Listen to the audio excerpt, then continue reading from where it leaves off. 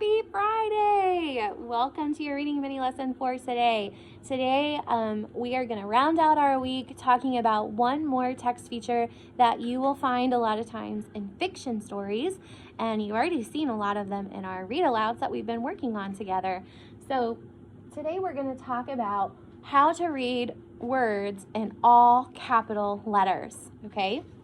So when you see a word in all capital letters while you're reading, you want to make your voice a little louder when you see that word in the capital letters, okay?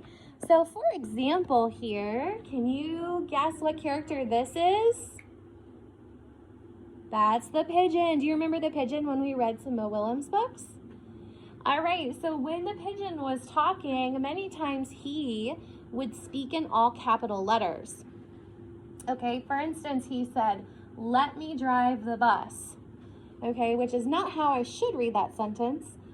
Okay, I'm going to try it again, but I want to point something out to you. Not only is it in all capital letters, but what kind of punctuation mark does it have at the end of the sentence? Did you say exclamation point or exclamation mark? Good job. So we're definitely going to read this with expression because it's in all capital letters and it has that punctuation mark at the end. So can we try to read this together? Let me drive the bus with our expression. Here we go. Are you ready? And we're going to read it a little bit louder. Here we go. Ready? Let me drive the bus. How'd you do? Did you do good? So the reason the author put that in all capital letters is it's because the pigeon feels that it's very important that he wants to drive. Remember, the whole book, he's trying to persuade you to let him drive the bus while he's away, right? While the driver's away? Exactly.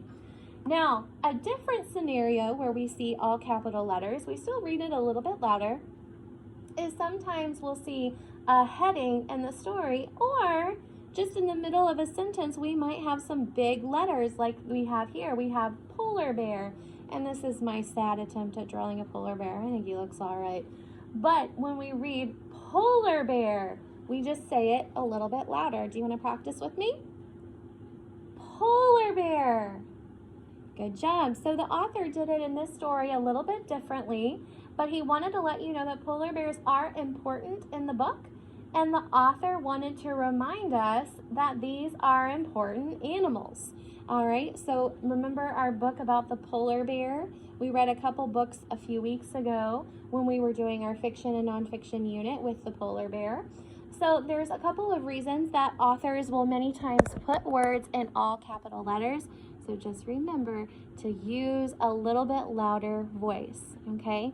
I want you to try to check out a fiction story today and see if you can find some of these all capital words and practice what we've learned this week with our how to read with capital letters, our bold print, exclamation, question marks, and periods, okay? I hope you have a wonderful day, and I will see you later in math. Bye, friends.